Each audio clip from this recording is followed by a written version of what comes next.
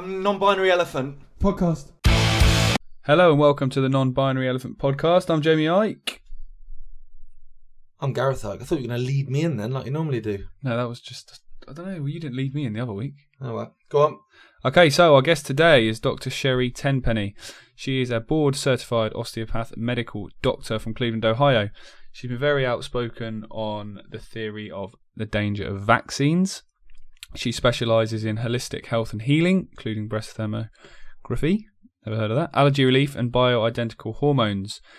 The clinic has seen patients from all 50 states and more than 17 countries. She's an internationally known expert for her knowledge on vaccines. We're going to get into that. So this is a few things she sent me. Now, looking on her Wikipedia, which we do sometimes with guests just to kind of as a comparison, which is sometimes interesting, it says that she is a supporter of the theory that vaccines cause autism. And it says it's a discredited theory. Now, I want to chat to her a bit about that when she comes on, because I don't know about you, I don't think there's substantial evidence that's a completely discredited theory at all.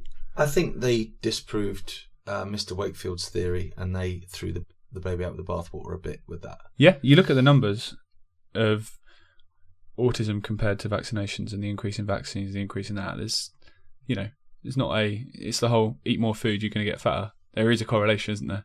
You've got to kind of at least look at it. Yeah. So we're delighted to have her join us. Welcome, Sherri. I've been watching your presentations on YouTube.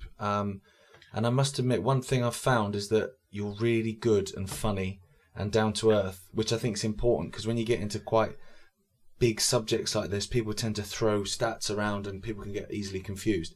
Is that a conscious thing? Have you kind of thought, you know what, I'm going to be a little bit more down to earth with my presentations? No, it comes from way back. I was a music and theater minor when I was in high school and college. So I've been on the stage with music, singing and piano, and I played French horn and jazz trumpet, and I did a lot. I was a professional choreographer for a while, and I decided when I was in college that I was going to wear one hat and one personality, and I was going to be the same person all the time. So when you see me on a YouTube video, or you talk to me in person, or if you're a patient of mine in my clinic, I'm the same personality all the time. And I just decided it's kind of a what you see is what you get. If you like that, that's great. And if you don't, well, move on. Yeah, that's a good attitude. It's quite refreshing as well for people in the public eye. Yeah, absolutely. Because you must have, obviously, because of the subject matter, which we'll obviously get into in a lot more in depth, you must have taken a fair bit of flack, a fair bit of stick off people, I imagine.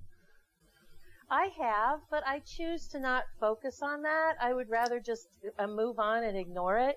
I feel like we all have our audience, and it's kind of like, moths gather to a certain colored light. And so if I'm a yellow light, I'm going to collect all the moths that want to go to a yellow light. So I don't really much care about moths that don't like yellow lights. I really don't. I just speak my truth. I highly research everything that I do. Every article that I've written and every PowerPoint presentation or MP4 or YouTube video is always well researched and documented from mainstream medical literature. And if that's what people are looking for, that's what they're going to find. And I don't put a lot of energy into worrying about what people are trying to say about me or stab me in the back. I just don't. That's, again, a very refreshing way to be. Getting into your research and your work, one thing that I've found very frustrating with the vaccine debate is that, it's similar with the global warming debate, is massive amounts of in-industry people like yourself, doctors, people from a medical background, are very outspoken against vaccines. But you don't get anywhere near the same airtime on mainstream news sources and mainstream media as the pro-vaccine, post-vaccine kind of, that side of the medical journal, if you like. And that must be very frustrating as a medical professional. That is quite frustrating to me because, my husband was a pilot in the Navy, and he said there was an expression in the Navy when they did the final walk around on the planes before they took off, that if there's any doubt that there's a problem, there's no doubt we're not flying. And so when you look at the vaccine industry and you see vaccine side effects and you see injured children and adults, and you know what the vaccine ingredients are, and you know there are multiple known carcinogens plus metals like mercury and aluminum and animal DNA and human DNA, and the list goes on and on. So to me, if there's any doubt that vaccines can cause harm, then there should be no doubt that we should not give them. And there should be no doubt that mandatory vaccination is a crime against humanity. And now there's this big push in America by the American Academy of Pediatrics to remove religious exemptions. And Senator Pan, who is a pediatrician, which is just so unethical to me, out of California, is now also trying to eliminate medical exemptions. So when your physician says, because of your genetic constitution, your family history, the long list of allergies you are on, the long list of medications you are, whatever reason, we believe that this vaccine can cause you harm. Now they're trying to eliminate that and saying that your own personal physician cannot refuse to give you a vaccine. It has to be overseen by a physician that has been sanctioned by the public health department, which of course finds absolutely no reason ever to not give a vaccine. And so to me, all of the information that I've gathered, in fact, I have a collection in a website that's soon to be open, and the website is called debunkingvaccination.com. And if people go there right now, they'll see a landing page to add your email address to get on our notification for when the website opens. This is a collection of more than 10,000 articles only from peer-reviewed mainstream medical literature, from the CDC, from the NIH, from places that would be considered by everyone to be reputable. Over 10,000 articles showing problems associated with vaccines, all the different vaccines, an enormous page that's in there on all of the conflicts of interest. We have pages in there on individual ingredients and all of the cell lines and all of those things. So in my mind, there is no doubt that vaccines have never been proven to be safe. They don't keep you from getting sick, and they definitely cause harm, and they're definitely not necessary. And we're about to release this. We've been building this for 7 years now to show the entire world all the nonsense that's been going on these mandatory vaccine laws. That's fantastic. That's going to be such an important source of information for people that have. For me, I have conversations about vaccines. I'm not vaccinated. Neither am I. And we don't get ill. I just break bones, but I don't get ill. I don't even do that. But the conversations I have about vaccinations, the two things that get thrown back at me every single time, well, three things actually. First thing is the science against vaccines isn't peer-reviewed, which obviously your website is going to completely debunk, which is fantastic. The second thing is there's only a handful of people that get injured by vaccines, but people not vaccinating causes more harm. And then the third one, when I say, well, I don't vaccinate and I'm fine, so if you want to vaccinate, that's up to you. If I don't, that's up to me. The comeback on that is always, but you're killing herd immunity, and without herd immunity, we're all in trouble. Is that, if you've got comments about any of those things, so I can throw it back at them? Well, let's unpack each one of those. So let's go back to the first one. Can you restate it, and then I'll answer it? Yeah, just that basically, if I would show an article where I would say, right, this is an article here about a vaccine-damaged child or something, it always comes back that that's not peer-reviewed. That's just a website that's there to get clickbait to sell, supplements or whatever. Well, we're about to unleash more than nearly 10,000 articles hand-selected from mainstream published peer-reviewed literature. And I'm starting to throw these out. I have on my Twitter page, which is V Science Bites, V like victory, Science Bites, Science Bites, BITES. And that's from the Debunking Vaccination. I'm starting to just throw these articles out. I also have a Twitter page it's called the VAERS Report, just showing all these articles from mainstream medical literature, and it has the link that goes right to Vaccine, Science Direct, JAMA, New England Journal, all of those different places. So when people say that there is no science and that all of the anti-vaccine people are anti-science, they are conspiracy theorists, and they are spreading misinformation, that's pure propaganda by the total definition of propaganda from the pro-vaccine side. Just planting seeds into people's minds that don't look over there, there's nothing to see. And so it's absolutely not true. It's just simply a lie. And we're about ready to show that to the entire world. That's the first thing.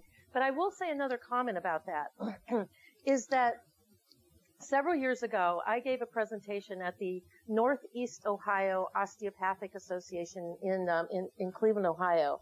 And that week, I stopped at a drugstore and I bought a Sports Illustrated magazine.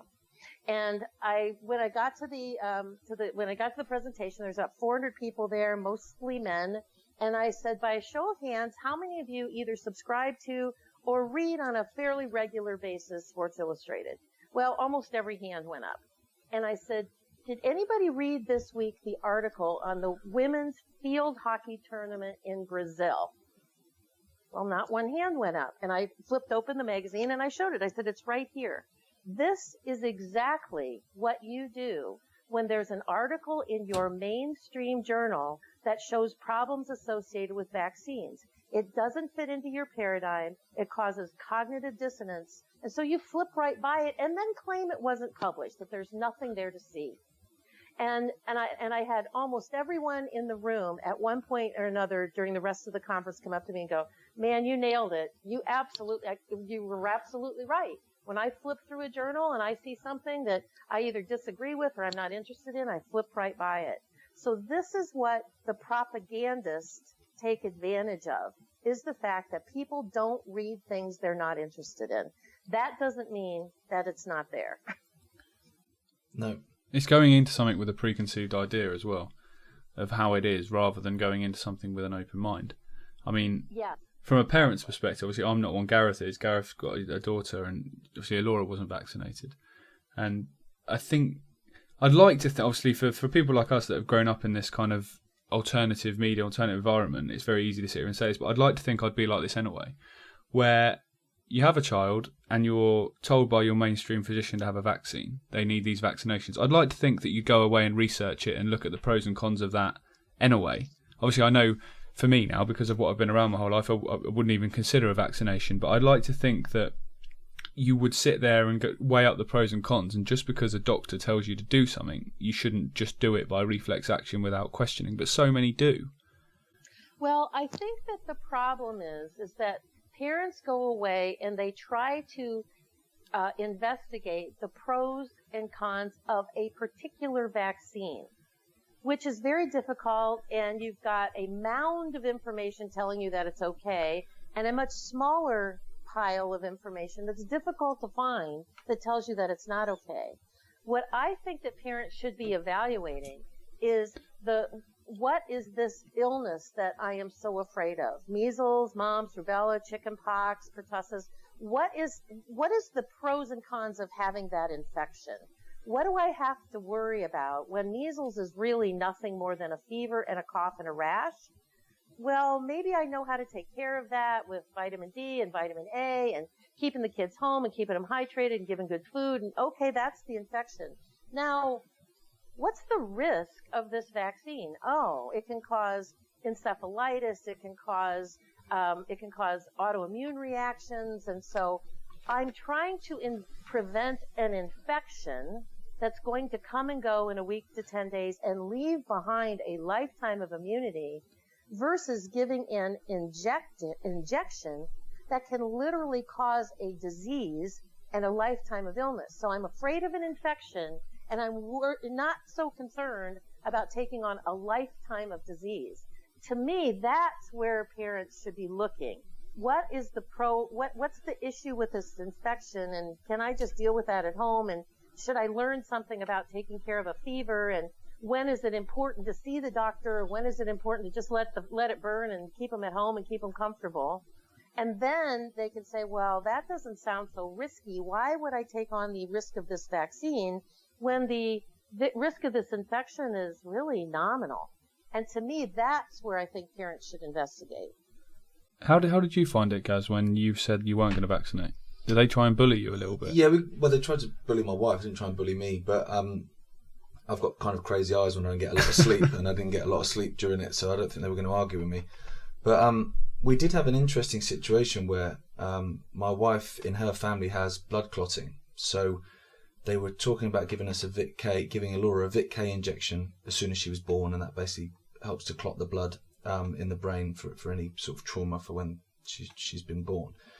So we obviously did all the research, and we spoke to our midwife, who was fabulous. We spoke to our doctor, who was great, and they both said no, because of what you have in your family, you shouldn't have the Vic K. Absolutely not, because there's blood clotting in her genes anyway, and you don't want to be clotting any more blood.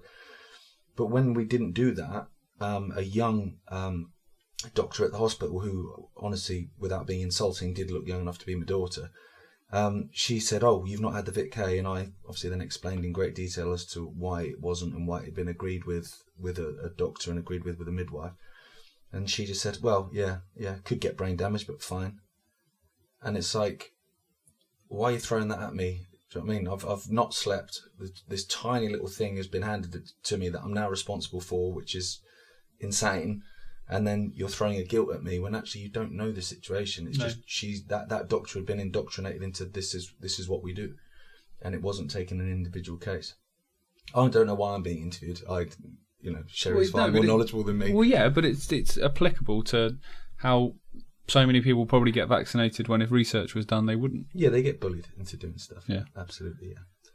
Well, when you look backwards in time and you look at why giving the vitamin K shot at birth is such a bad idea, is first of all, there was a study that was done, I believe it was by the Canadian Pediatric Association way back in like the 70s, that they looked at the incidence of intracranial bleeds on kids that when they were born, and it was infinitesimally small. I mean, out of several million children over multiple years, there were, I'm making this number up, so don't hold your hat on this, but it was something like under 10 people. And they're like, well, let's just give them vitamin K.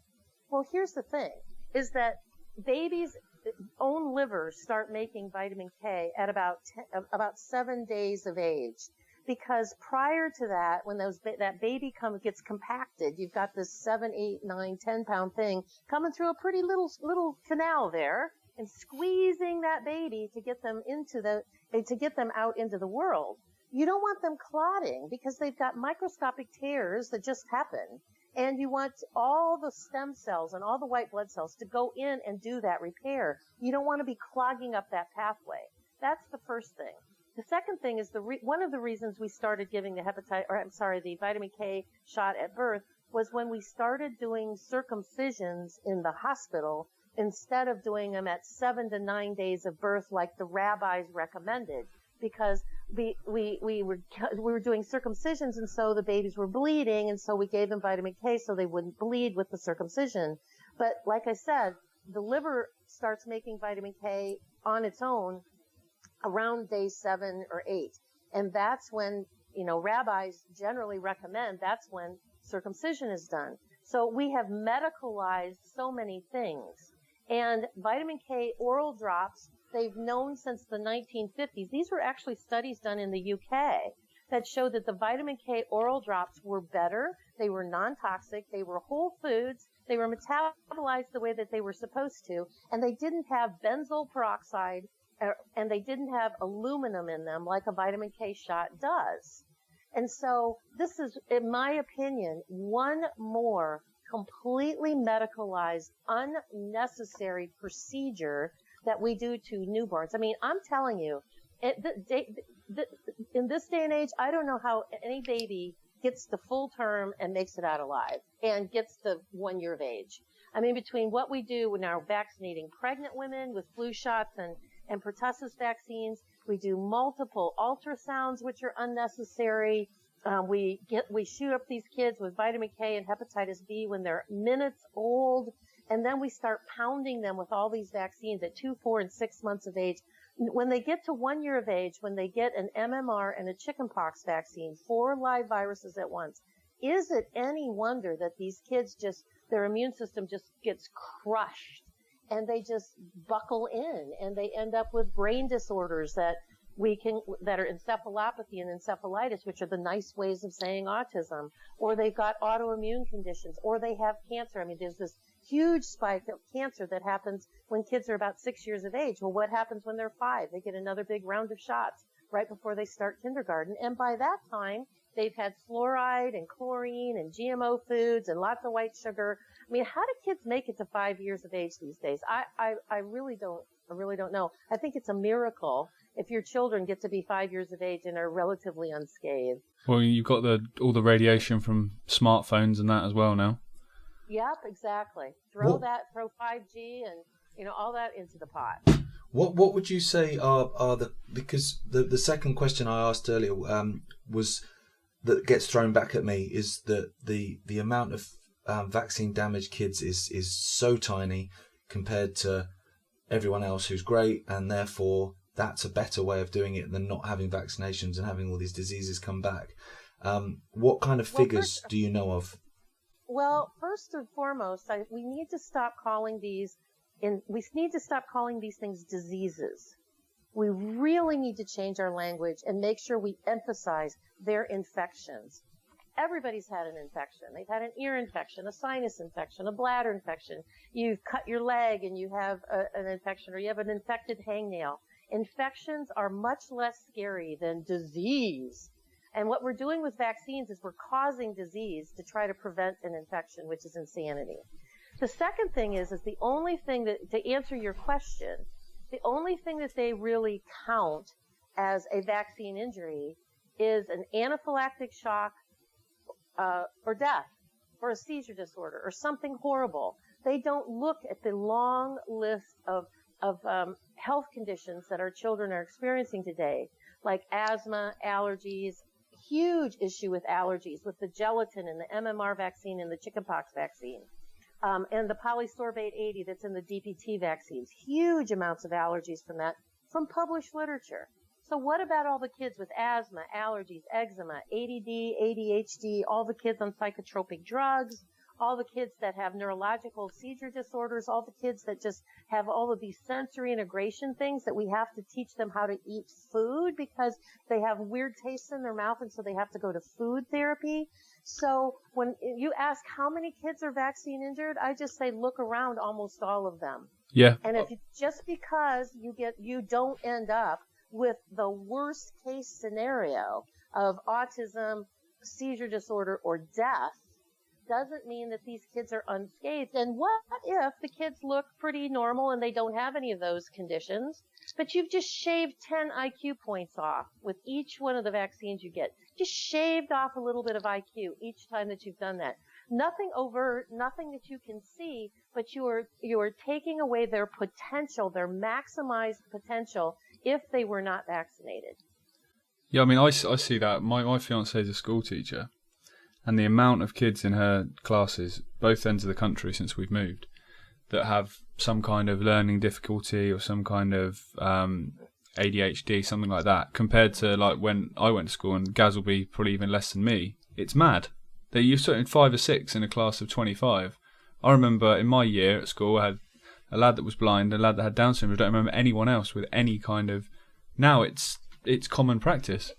It's all of them. My business partner in our courses for Mastery Business, where we teach people about all these vaccine issues, and that's where debunking vaccination lives and all of that.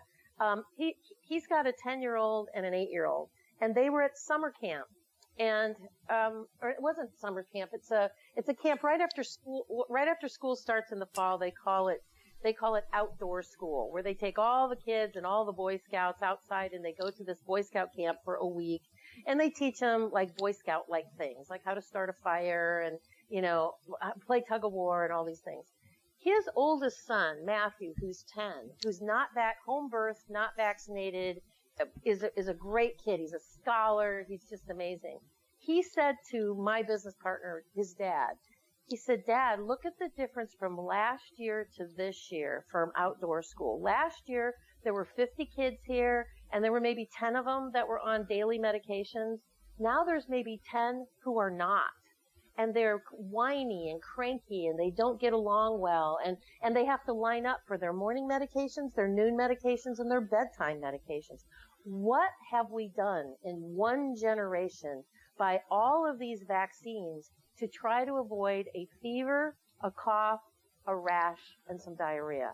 And I think that is the take-home message for parents. Look at these infections. What are you so afraid of? What can you learn how to take care of at home with nutrition and some basic supplementation? I had I've seen friends on like quite pro-vaccine obsessive ones say, so-and-so's got mumps or so-and-so's got chickenpox. It's like, well, I had them and they were great because I just stayed home and played Mega Drive instead of going to school. And so my outlook is the same as yours. It's like, well, I don't remember chickenpox being that bad. Yeah, okay, I was itchy for a bit, but... And it builds your immune system as it's developing. Exactly. I've fallen in bushes and got more itchy than I was when I had chickenpox. So it's kind of... I get the point that it's not a big deal. I mean, there will be, obviously, very rare cases. Yeah. But then that's... Well, there's always the rare cases. I mean, what about the kids that died drowning in a bathtub? What about, are we going to sanction baths? Like kids can't bathe anymore because, I did a study. This was quite a few years ago now, so I know that the numbers are different today. But in this one particular year, I'm going to say it was maybe 2001 or 2002, that there were 40 children in the state of Georgia, just in one state in the U.S. There were 40 children in the state of Georgia who had died that calendar year drowning in a bathtub. That was more children who had died in the entire country that year from pertussis. So when you put statistics like that into balance, I mean, it's like, are we going to start outlawing bathtubs? I mean, does the kid have to take a bath with a life jacket on or something like that? I mean, give it time. Someone will promote that. Yeah. And Big Pharma will start selling life jackets. Yes, but I'm sure you see the insanity of this, and why are people? It's like in one generation, kids have gotten so they don't want to. They run to their pediatrician like they genuflect to them, like there's a god, instead of going to their parents, the grandparents, or the great grandparents, and go, hey, you raised me and I turned out okay. When I got sick, what did you do for me? We've lost that multi-generational family unit of when you have a child, why don't you ask somebody who raised you, what did you do? Instead of running off to the pediatrician whose only tools in their toolbox are an antibiotic or a vaccine. Now, I beat up on pediatricians a lot, and I want to clarify that what I'm really talking about is the general pediatrician. I do believe there are specialist pediatricians that are important, like kids that are born with inborn errors of metabolism, kids that are born with, or that have cancer or have insulin-dependent diabetes or things like that. We need pediatricians to manage those diseases. Now, here's the rub about vaccines, is that when vaccines are tested and brought to market, they are the only children in those clinical trials are healthy children who are on no medications and have no underlying health conditions at all.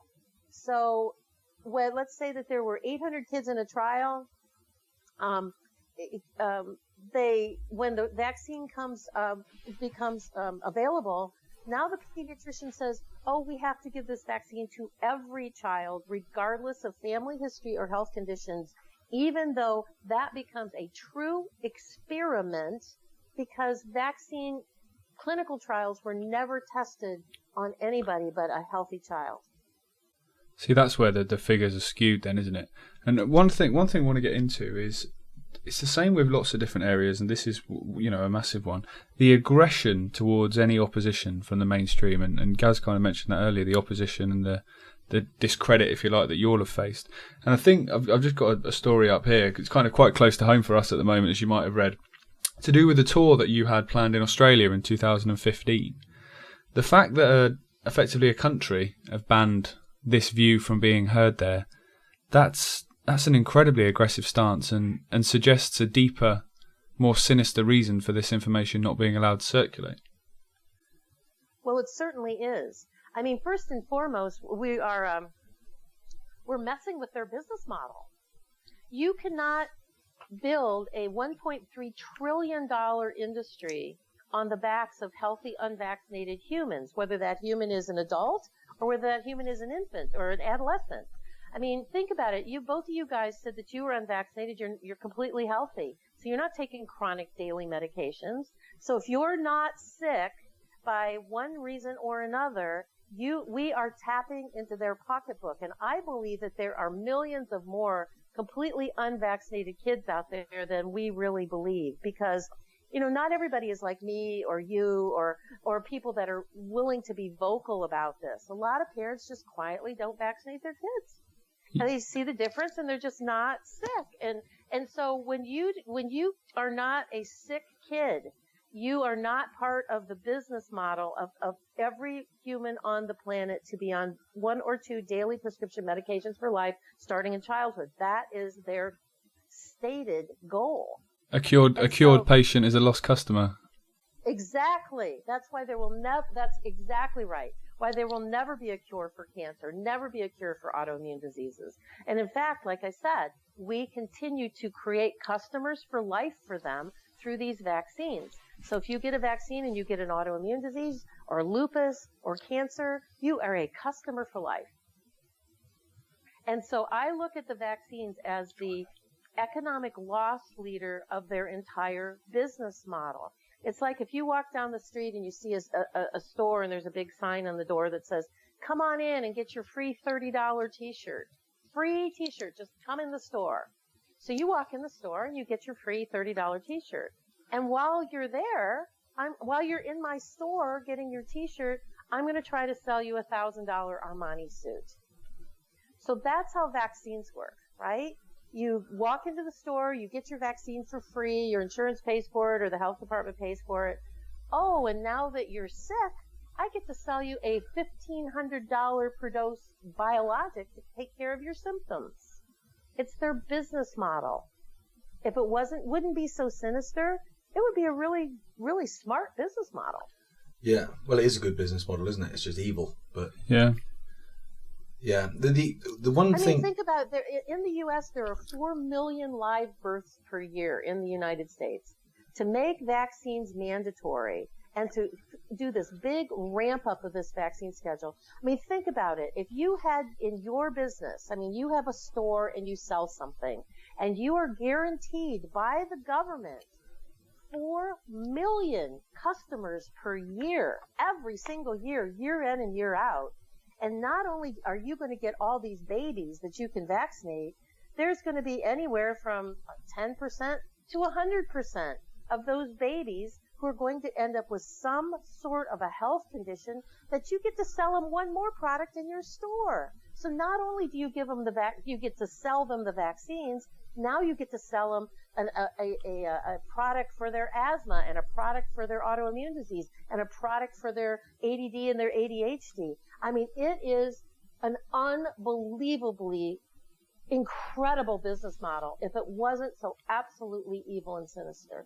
I think the thing you see with it, the excuses was, it's for health. And I look at it and I think, well, okay, but why isn't healthy eating mandatory? Why isn't going to the gym mandatory? Why is it not illegal to smoke? Why is it not illegal to drink alcohol and take drugs if it's about health? So I often look at people that I know that are very pro-vax, but they'll have 10 pints on a Saturday night, smoke a pack of cigarettes and then go for a kebab. And so I don't understand, it's not about health. So then they come back with that, well, it's the herd immunity. That's what it is. That's always the thing. I keep hearing it all the time. Is that something you hear a lot of, people throw back at you? Yes, because they don't understand what they're really talking about. They're just throwing out a term that they don't understand. Herd immunity was initially studied back in the 1930s, and it had to do with a confined group of people who contracted a real infection. And that real infection engaged both arms of their immune system in the presence of fever, that they developed a real ability to stop the transmission of the infection from one person to the other. And when 55% of people in a community had contracted a real infection and had real immunity, that from, like I said, both sides of their immune system in the presence of fever, they had real immunity, then when they got exposed to that virus, whether it's measles or chickenpox or pertussis, which is a bacteria, or any of those things, that they wouldn't colonize, and they wouldn't spread it to the next people. So when that studies came out, they said it appears as though that when 55 to 60% of a community has had a real infection, it tends to protect the extremes of the community, the very young and the very old. Well, isn't it just convenient that the vaccine industry rolled over and they applied this thing that only was meant to be discussed in terms of real infection into a vaccination rate, that now you have to have a vaccination rate of 95% or higher to ostensibly protect everybody in the, quote, herd, except for the fact that every time that we've had an outbreak of one of these infections, and they do a retrospective analysis of measles, mumps, rubella, chickenpox, pertussis, even meningitis, when they go back and look, like 95% of those people who contracted the illness had 1, 2, or 3 of those vaccines. So what did it do? It did nothing but make you sick. It did not keep you from getting the infection, but it did induce a disease and make you sicker. So this whole concept of herd immunity, it's like a knee-jerk reflex. It's like saying polio is paralysis. It's like saying polio that's kids with braces. Oh, polio, that's, it's like paralyzed limbs, without even knowing what you're talking about. It's like saying, oh, sun rises in the east. Oh, sun sets in the west. I mean, it's like this knee-jerk reflex to try to shut down the conversation around a topic that the person who's saying it knows nothing about. I think that's quite a nice place for us to finish up. For people that are not too knowledgeable on these topics, where's the best place for them? Obviously, you mentioned the site that you're about to launch. Where's the best? Again, yeah, mention it again. Yeah, where's the best place for them to go to get, really good, as Gareth pointed out, accredited information on this to be able to form a rounded opinion? Well, we have a bunch of websites, but the place I really like to direct your audience is, number one, is Vaxxter.com. It's VAXXTER.com. That's our daily news about vaccines and vaccine articles, and that's where my blog posts are. When you go to Vaxxter.com, you can see Dr. Tenpenny's blog, and you can read the articles that I wrote. And that's our email list, and we're really heavily promoting that email list right now because of all of the horrific stuff that's going on in social media. We don't know how much longer we're going to be on Facebook, like anybody, Yeah. And so we really want people to sign up for our list so we can stay in contact with you, because we've got things that we're developing in the background. So between Vaxxter.com and also masteringvaccineinfo.com, if you go there and you'll get on our list for all of our courses and everything that's coming. And debunkingvaccination.com is where we are going to be able to find all those articles probably within the next week or two. Fabulous. We're going to be putting up a much easier site where everything will be consolidated under coursesformastery.com, courses4mastery.com, and that's going to be done within a week. And so you can go there and you can see all the logos for all of our different elements of educational things that we do. You'll be able to go to coursesformastery.com and click on the logo, and it will take you to right where you want to be. Fabulous. What we'll do is we'll get a list of those. If you could message us a list of those just after this, and I'll put it all in the description below the podcast, so people can just click through to all of those sites. Awesome. Sounds good. Okay. Awesome. So much. We'd love to speak to you again later at some point. Once the site's been up a bit, and we'll see what the responses are to that information, because that debunks a lot of what we've spoken about in terms of the anti-vaccination lobby not being as accredited or as credible as the pro-vaccine lobby. So thank you very much for joining us, and good luck with everything, and we'll speak again soon. You're welcome. Thanks for having me. Thanks. Take care. Bye-bye.